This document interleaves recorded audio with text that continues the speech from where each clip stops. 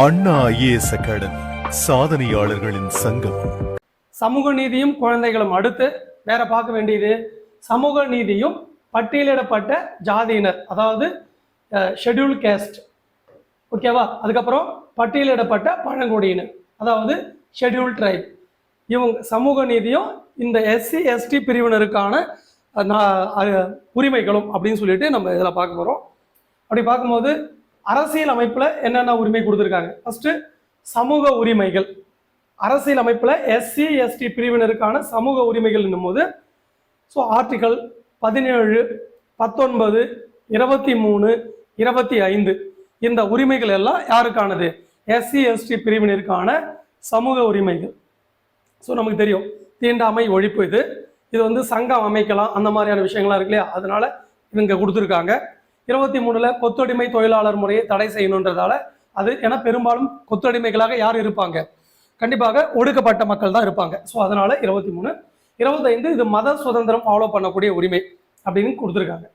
அதுக்கு அடுத்தது கல்வி பொருளாதார உரிமைகள் அப்படின்னு பார்க்கும்போது ஆர்டிகல் 15ல் நமக்கு தெரியும் இல்லையா, பாகுபாடு காட்டக்கூடாது, எதை ஜாதி அடிப்படையில் பாகுபாடு காட்டக்கூடாதுன்னு சொல்றோம். அப்போ அதனால ஆர்டிகல் 15. 46 நமக்கு தெரியும், பொருளாதாரத்திலையும் அல்லது அதாவது SC ST பிரிவினருக்கு பொருளாதாரம் மற்றும் கல்வியில அரசு என்ன பண்ணும், ஊக்குவிக்கணும் அப்படின்னு சொல்லியிருப்பாங்க.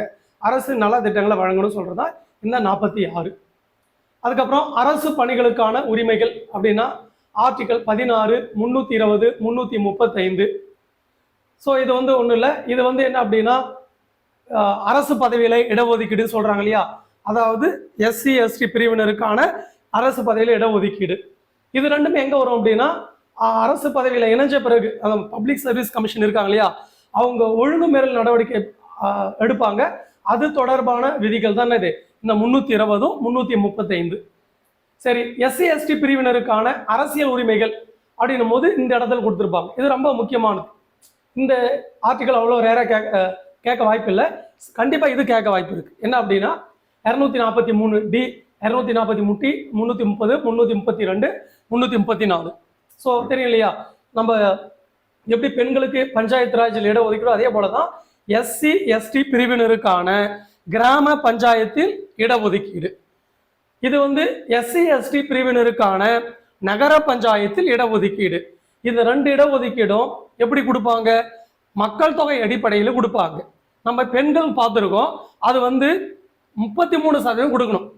ஆனா SC ST இடஒதுக்கீடு அப்படி இல்லை, அவங்க மக்கள் தொகைக்கு ஏற்ற போல இடஒதுக்கீடு கொடுக்கணும். அதான் இது இல்லாம வேற என்ன இருக்கு? 330 என்னது? லோக்சபால SC ST பிரிவினருக்கான இடஒதுக்கீடு. இது மாநில சட்டப்பேரவையில SC ST பிரிவினருக்கான இடஒதுக்கீடு. இது 332. இது வந்து இடஒதுக்கீடு எவ்வளவு நாள் இருக்கலாம்? 10 ஆண்டுகள் இருக்கலாம், 10 ஆண்டுகள் கழித்து எக்ஸ்டெண்ட் பண்ணலாம் அப்படின்லாம் சொல்லுவாங்க இல்லையா, அதுக்கான ஆர்டிகல் தான் இது. அதுக்கு அடுத்தது நிர்வாக உரிமைகள். 244ல் SC ST பகுதிகளுக்கு அந்த மானியம் வழங்கக்கூடிய, மானியம் இது நிர்வாகம் செய்யுது. SC ST பகுதி நிர்வாகம் செய்யறது. இது வந்து மத்திய அரசு மாநில அரசுக்கு மானியம் வழங்கும். SC ST பகுதிகளுக்கு கூடுதலாக வழங்குவாங்க அவங்கள ப்ரொமோட் பண்றதுக்காக.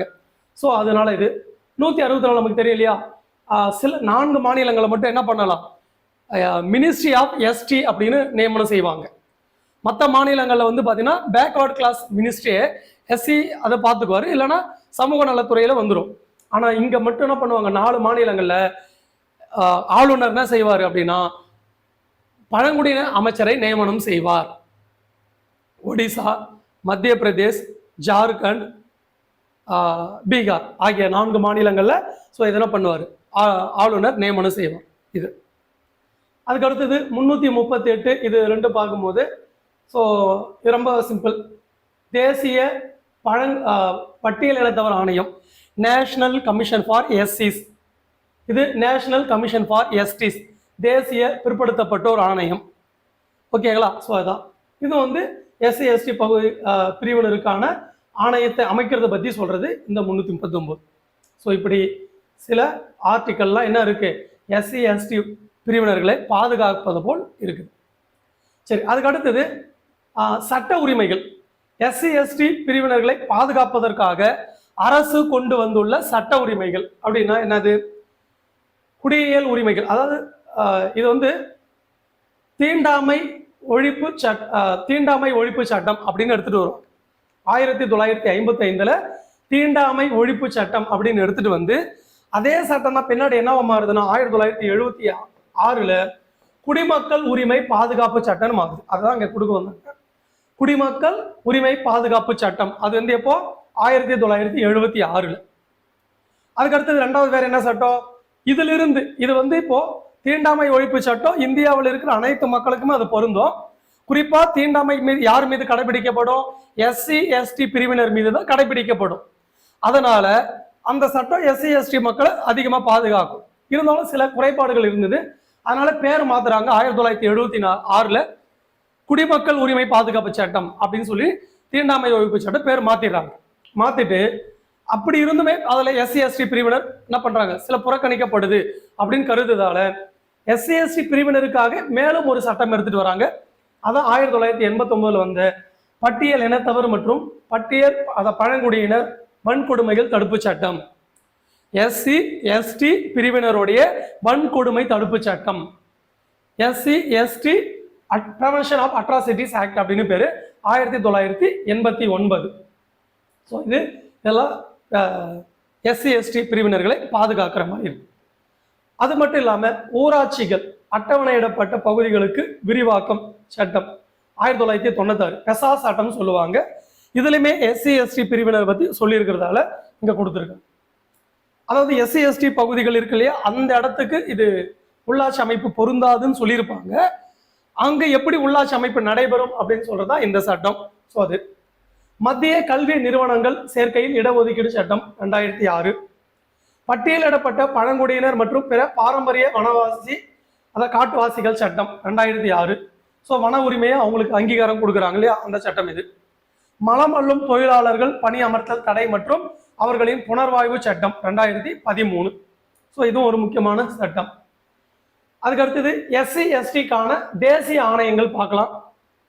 அப்படி பார்க்கும்போது அரசியலமைப்பு சட்டம் கான்ஸ்டியூஷன்ல ஆர்டிகல் 338க்கு என்ன பண்ணியிருக்காங்க? தேசிய தாழ்த்தப்பட்டோர் ஆணையம் இல்ல தேசிய பட்டியலினத்தவர் ஆணையம் அமைக்கப்பட்டுள்ளது. ஓகேவா? அது என்ன ஆகுது? 89 சட்டத்திருத்த 2003 மூலமா அதுல இருந்து 2 ஆணையமா பிரிஞ்சு வேற ஒரு ஆணையம் ஏற்படுத்துறாங்க. ஆரம்பத்துல வந்து தேசிய பட்டியலின பழங்குடியின ஆணையமா இருக்கும். அதுக்கப்புறம் தான் பட்டியலின தனியா பிரிப்பாங்க, பழங்குடியின தனியா பிரிப்பாங்க. அதான் இது எப்பன்னா 338(7) இந்த 89 அமெண்ட்மெண்ட் 2003 338(7) என்ன பண்ணிருக்காங்க? தேசிய பழங்குடியினர் ஆணையம் அப்படின்னு ஒண்ணு ஏற்படுத்துவாங்க. ஓகேங்களா? ஸோ அதுக்கப்புறம் 338 அதை சொல்லியாச்சு, எங்க கொடுத்துருக்கா இங்க கொடுத்தாச்சு. அதுக்கு அடுத்து போகலாமா? சமூக நீதி பிற்படுத்தப்பட்ட வகுப்பினரும். ஸோ எப்படி வந்து சமூக நீதி எஸ்சி எஸ்டி பிரிவினருக்கு வழங்குறாங்களோ அதே போல யாருக்கு வழங்குறாங்க? சமூக நீதியை பிற்படுத்தப்பட்ட பிரிவினருக்கு வழங்குறாங்க. ஸோ அதான் இது. அப்படி பார்க்கும்போது கான்ஸ்டியூஷன்ல எங்கெல்லாம் இருக்கு? இந்த இடத்துல இருக்கும். 15 எஸ்சி எஸ்டி அதை விட்டுடும். அது நமக்கு இந்த இடத்துல இந்த பிற்படுத்தப்பட்ட பேக்வர்ட் கிளாஸ். ஓகேவா? பேக்வர்ட் கிளாஸ் அதனால சொல்றோம். அதாவது பிற்படுத்தப்பட்ட பிரிவினருக்கு ஓபிசின்னு சொல்லுவாங்க. பிற்படுத்தப்பட்ட பிரிவினருக்கு கல்வி நிறுவனத்தில் இடஒதுக்கீடு ஆர்டிகல் 16 எக்ஸாக்டா 16(4) பிற்படுத்தப்பட்ட பிரிவினருக்கு வேலை வாய்ப்பில் அரசு வேலை வாய்ப்பில் இடஒதுக்கீடு. ஆர்டிகல் 46 பாத்தீங்க அப்படின்னா ஆர்டிகல் 46 பிற பிற்படுத்தப்பட்ட பிரிவினர்களுக்கு அரசு என்ன பண்ணும்? கல்வி மற்றும் பொருளாதார நலனை வழங்க வேண்டும். ஆர்டிகல் 340 338 அக்கில் இருக்கும். 338(b) தேசிய பிற்படுத்தப்பட்டோர் ஆணையம், 340 பிற்படுத்தப்பட்டோருக்காக ஆணையம் குடியரசுத் தலைவர் அமைப்பார் அப்படின்னு இருக்கும். இதான் சரி. அதுக்கு அடுத்தது பிற்படுத்தப்பட்டோருக்காக சட்ட உரிமைகள் என்ன பண்ணியிருக்காங்க?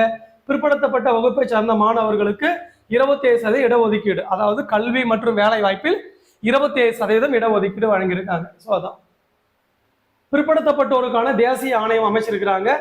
அப்போ 1993 அது 102வது அரசியலமைப்பு சட்ட திருத்தம் 2018 என்ன பண்றாங்க? அரசியலமைப்பு அந்தஸ்து வழங்குறாங்க. அதுக்காக ஆர்டிகல் 338(b) சேர்க்கிறாங்க. ஸோ அது ஒரு முக்கியமானது. ஆர்டிகல் 338(b) அதை சேர்க்கிறாங்க. ஓகேவா? ஸோ இது இல்லாம தமிழ்நாடு மாநிலமும் பிற்படுத்தப்பட்ட ஒரு ஆணையம் அமைச்சிருக்கு. அது எப்போ? 1993 அமைச்சிருக்காங்க. ஓகேங்களா? ஸோ இதான் இதில் தெரிஞ்சுக்க வேண்டியது. அதுக்கு அடுத்தது சமூக நீதியும் சிறுபான்மையினரும்.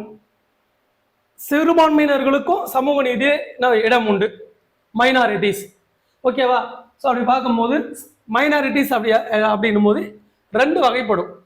மைனாரிட்டிஸ் குறித்து கான்ஸ்டியூஷன்ல எங்கேயுமே என்ன பண்ணல, வரையறை இல்லை, அதாவது டெஃபினேஷன் சொல்லலை.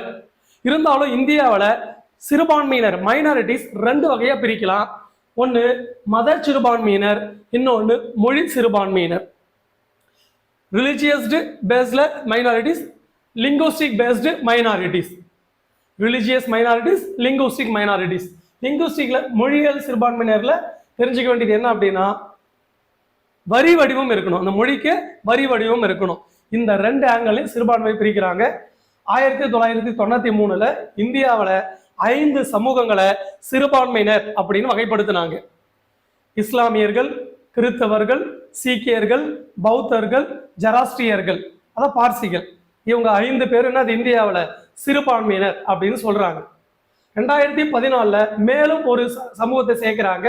அதான் யார் அப்படின்னா சமணர்கள், ஜெயின்ஸ் சொல்லக்கூடிய சமணர்களை சிறுபான்மையினர் அப்படின்ற அடிப்படையில் அவங்க அந்த மதத்தையும் சேர்க்கிறாங்க. அப்போ இப்போ 6 மதம் இந்தியாவில் என்ன மதமா இருக்கு, சிறுபான்மையினராக இருக்காங்க. ஸோ அவங்களுக்கானதான் ஆர்டிகல் 25, 29, 30 அப்படின்னு நமக்கு தெரிஞ்சது தான். 25ல் சிறுபான்மையினருக்கு எந்த மதத்தை சேர்ந்தவங்களோ அவங்க மதத்தை ஃபாலோ பண்ணலாம். 29ல் சிறுபான்மையினரோட பண்பாடுகளை பாதுகாக்கக்கூடிய உரிமை. 30ல் கல்வி நிறுவனங்கள் நிறுவி நிர்வகிக்கும் உரிமை. அதெல்லாம் பார்த்துருக்கோம். ஸோ அதான் இந்த இடத்துல தெரிஞ்சுக்கணும். அதுக்கு அடுத்தது வேற சில ஆர்டிகல் கொடுத்துருக்காங்க. 347, 350, 350A, 350B இப்படின்னு சொல்லிட்டு சிறுபான்மையினர்களை பாதுகாக்க சில விதிகள் சேர்த்திருக்காங்க. ஓகேங்களா? ஸோ அதுக்கு அடுத்தது சிறுபான்மையினருக்கான சட்ட உரிமைகள் இருக்கு. சிறுபான்மையினர் கல்வி நிறுவனங்களுக்கான தேசிய ஆணைய சட்டம் 2004, சிறுபான்மையினருக்கான தேசிய ஆணைய சட்டம் 1992. சிறுபான்மையினருக்காங்களே அவங்களுக்கு தேசிய ஆணைய சட்டம் 92ல நிறுவனாங்க. கல்வி நிறுவனங்களுக்கான தேசிய ஆணைய சட்டம் 2004 நிறுவிருக்கிறாங்க. ஓகேவா? சரி, அடுத்து போயிடலாமா? இது இல்லாம வக்ஃபு வாரிய சட்டம் 1995. ஸோ இப்போ ரீசெண்டாக வக்ஃபு வாரியம் சர்ச்சையில் போயிட்டு இருக்கு. மத்திய அரசு இதன் மீது கட்டுப்பாடுகளை விதிக்க சில சட்டங்கள் எடுத்துட்டு வந்திருக்காங்க. ஸோ அதான் சிறுபான்மையினருக்கான தேசிய ஆணையம் 1993. ஸோ இப்படி சிறுபான்மையினர் நலன்களை பாதுகாக்க, சமூக நீதியை காக்க அரசு சில நடவடிக்கைகளை மேற்கொண்டுள்ளது. அடுத்து போயிடலாமா? அதுக்கு அடுத்தது சமூக நீதியும் மாற்றுத்திறனாளிகளும். ஓகேவா? ஸோ சமூக நீதி மாற்றுத்திறனாளிகளுக்கு என்ன இருக்கு, அவங்க உரிமை இருக்கு. மெயினா எந்த ஆர்டிகல் பார்க்கலாம் அப்படின்னா ஆர்டிகல் 41ல் அந்த அவங்களுக்கான உரிமையை பார்க்கலாம். ஓகேவா? ஸோ பிற இயலாதவர்களுக்கு என்ன கொடுக்கலாம், மாற்றுத்திறனாளிகளுக்கு அதில் அப்படின்னு ஒரு வார்த்தையே இருக்கும். அதில் அவங்களுக்கான 3 உரிமைகள் இருக்கு. கல்வி பெறும் உரிமை, வேலை பெறும் உரிமை, பொது நிதி பெறும் உரிமை. ஸோ அதுதான் இந்த இடத்துல மென்ஷன் பண்ணியிருக்காங்க ஆர்டிகல் 41 யார், மாற்றுத்திறனாளிகளுக்கு. அடுத்தது சட்ட உரிமைகள். கான்ஸ்டியூஷன் எப்படி கொடுத்துருக்கோ அதே போல மாற்றுத்திறனாளிகளுக்கு சில சட்டங்களும் எடுத்துட்டு வந்திருக்கிறாங்க. அப்படி என்னென்ன சொல்லலாம், மாற்றுத்திறனாளிகள் சம வாய்ப்பு உரிமைகள் பாதுகாப்பு முழு பங்கேற்பு சட்டம் 1995. அது இல்லாம ஆட்டிசம், பெருமூளைவாதம், மன வளர்ச்சி குன்றல், பலதரப்பட்ட குறைபாடு உடையவர்கள் நல்வாழ்வுக்கான தேசிய அறக்கட்டளை சட்டம் 1999. அடுத்து இந்திய மறுவாழ்வு சட்டம் 1992. அடுத்து மனநல சட்டம் 1987. இப்படி சிறுபான்மையினர்களுக்காகவும் மாற்றுத்திறனாளிகளுக்காகவும் சட்டங்களை அரசியலமைப்பிலும் சரி சட்டமும் எடுத்துட்டு வந்திருக்காங்க. அதுக்கு அடுத்தது மாற்றுத்திறனாளிகளுக்கான மத்திய ஆணையம் இருக்கு. மாற்றுத்திறனாளி இதனுடைய நோக்கம் என்னன்னா மாற்றுத்திறனாளிகளின் உரிமைகளை பாதுகாத்தல். ஓகேவா? இதை எடுத்துட்டு வந்திருக்கு. அடுத்து போயிடலாமா? ஓகேவா? அதுக்கு அடுத்தது சமூக நீதியும் முதியோர்களும் அப்படின்னு சொல்லியிருக்காங்க. சமூக நீதியும் முதியோர்களும் அதில் பார்க்கும்போது யாரு, அரசியலமைப்பு உரிமை முதியோர்களுக்கு அரசியலமைப்புல என்ன சொல்லியிருக்காங்கன்னா ஆர்டிகல் 41. ஏற்கனவே எப்படி ஒரே ஆர்டிகல் தான், மாற்றுத்திறனாளிகள் பார்த்தோம், அதே போல வேற யாரு பார்க்கலாம் அப்படின்னா முதியோர்களும் அதில் அடங்கும். அதில் சொல்லியிருப்போம் முதுமை காரணமாக இருப்பவர்களுக்கு. அது முழுமையாக சொல்றதா இருந்தா வேலையின்மை, முதியோர், மாற்றுத்திறனாளிகள், நோயுற்றோர் பிற இயலாமையில் இருக்கிற நபர்களுக்கு 3 உரிமைகள் உண்டு, அதை அரசு உறுதிப்படுத்தணும் அப்படின்னு சொன்னதால அப்ப முதியோர் என்ற அந்த ஆர்டிகல் அதை எடுத்துக்கிட்டோம். ஓகேவா? அப்ப அவங்களுக்கு என்ன இருக்கு? 3 உரிமை இருக்குன்னு சொன்னேன் இல்லையா? கல்வி பெறும் உரிமை இருக்கு, அப்புறமா வேலை பெறும் உரிமை இருக்கு, பொது நிதி பெறும் உரிமை இருக்கு. இப்போ பென்ஷன் கொடுக்குறாங்க, முதியோருக்கு பென்ஷன் கொடுக்குறாங்க. எந்த ஆர்டிகல்ல? டிபிஎஸ்பியில ஆர்டிகல் 41ல சொல்லியிருக்கு முதியோர்கள் என்ன பண்ணலாம், பொது நிதி பெறலாம் அப்படின்னு சொல்லிட்டு அதன் அடிப்படையில் அவங்களுக்கு கொடுப்பாங்க. சரி, அவங்கள பாதுகாக்கிற மாதிரி ஏதாவது சட்டம் வந்திருக்கானா? இருக்கு. பெற்றோர் மற்றும் மூத்த குடிமக்கள் பராமரிப்பு மற்றும் நலவாழ்வு சட்டம் 2007 ரொம்ப ரொம்ப முக்கியமான ஒரு சட்டம். அதுக்கு அடுத்தது சமூக நீதியும் போதை பழக்கத்தால் பாதிக்கப்பட்டவர்களும் அப்படின்னு சொல்லியிருக்காங்க. அரசியலமைப்பு உரிமைகள் இருக்கானா? இருக்கு. என்ன ஆர்டிகல்? ஒரே ஆர்டிகல் 47. ஸோ அதில் சொல்லியிருப்பாங்க இல்லையா, ஊட்டச்சத்தை வழங்க வேண்டும் சொல்லியிருப்பாங்க. அதே இடத்துல போதை மற்றும் புகையிலை, உடலுக்கு தீங்கு விளைவிக்கக்கூடிய போதை மற்றும் புகையிலை பொருட்கள் தடை அப்படின்னு சொல்லியிருப்பாங்க. ஸோ அதான் வந்து அது ஆர்டிகல் 47. எந்த பகுதி? பகுதி 4. பகுதி 4 இப்படி. ஓகேவா? எங்க? டிபிஎஸ்பியில் சொல்லியிருக்கிறாங்க. சரிங்களா? அதுக்கு அடுத்தது அவங்களுக்கான சட்ட உரிமைகள் இருக்கான ஒரு சட்டம் இருக்கு, போதை மருந்து மற்றும் மனோவியல் அல்லது உளவியல் பொருட்கள் சட்டம் 1985. அதுக்கு அடுத்தது சமூக நீதியும் குடிமக்களும், ஜென்ரலான குடிமக்கள் இருக்காங்களே அவங்களுக்கானது. ஸோ கான்ஸ்டியூஷன்ல இருக்கானா? இருக்கு. என்ன அப்படின்னா ஆர்டிகல் 19, 21 தெரியலையா? ஆர்டிகல் 19, 21 என்ன அப்படின்னா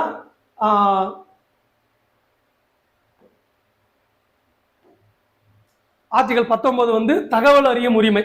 ஆர்டிகல் 19(1)(a) அதுல என்ன இருக்கு?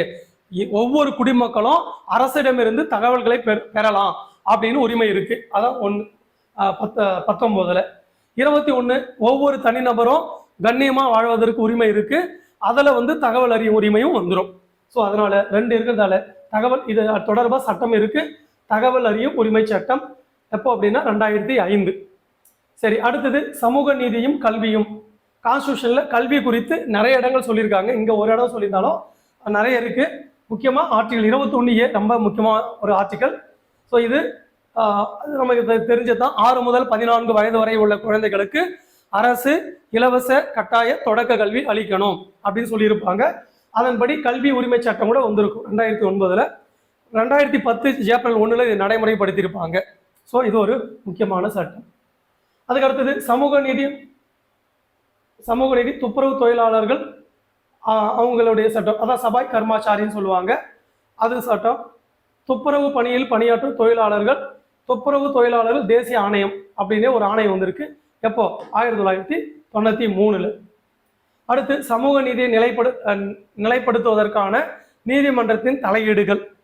இந்தியன் பீனல் கோடு, ஐபிசி சட்டம் சொல்றேன் இல்லையா, அதுல சட்டப்பிரிவு 277.